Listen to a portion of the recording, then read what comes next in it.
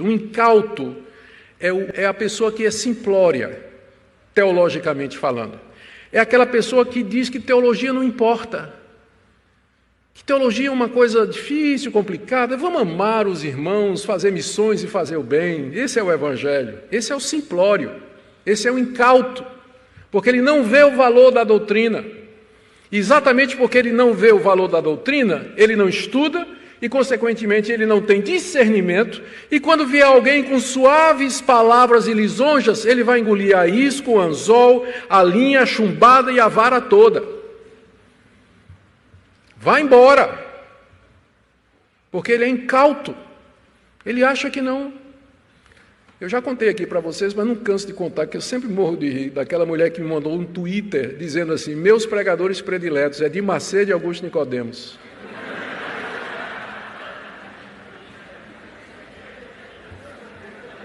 Eu fiquei tão lisonjeado. Edir Macedo. Não tem discernimento nenhum. Discernimento nenhum. Vou dar 2 exemplos na história da igreja do que são essas pessoas. Aqui você tem Ário, o herético do século III e IV, de Alexandria, no Egito, que negava a divindade de Cristo e a Trindade.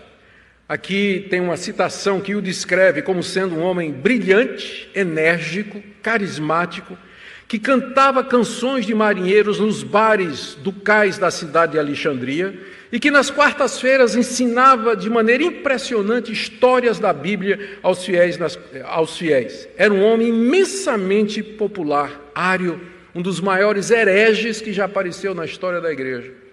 Na época da Reforma, Sociniano, outro herege, olha a descrição de Sociniano, ele era um cavalheiro, sua moral irrepreensível.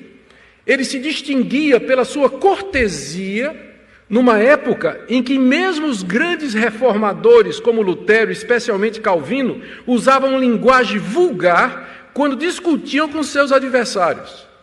Se você ler a discussão de Lutero ou de Calvino com alguns adversários, é palavra pesada mesmo, de cachorro para lá. Só que Sociniano não. Sociniano era um homem extremamente cortês, educado, impressionava. A sua moral era inatacável, ninguém podia dizer nada. E era um dos maiores hereges que já apareceu na história da igreja. Eles vêm com suaves palavras, eles vêm com lisonjas, e enganam o coração do incauto, porque o incauto não vai pela cabeça, ele vai pelo que ele sente. Ele vai para uma igreja porque ele se sente bem.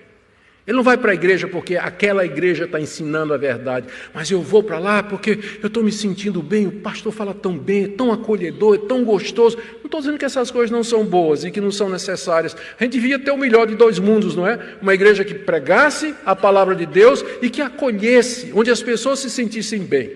Mas se você tiver que escolher entre aquilo que você sente e a verdade que edifica, é óbvio que a opção é a pregação da palavra de Deus. Mas os incautos, eles não ligam para isso, eles vão atrás de sermões que agradam o coração, que satisfazem os seus desejos, que vão dizer o que eles querem ouvir, e eles vão permanecer nos seus erros e na sua conduta, nunca vão ser confrontados. E o herege sabe disso, o falso profeta sabe disso, e com palavras suaves e lisonjas eles enganam o coração dos incautos, que acham que teologia é alguma coisa que não vale a pena.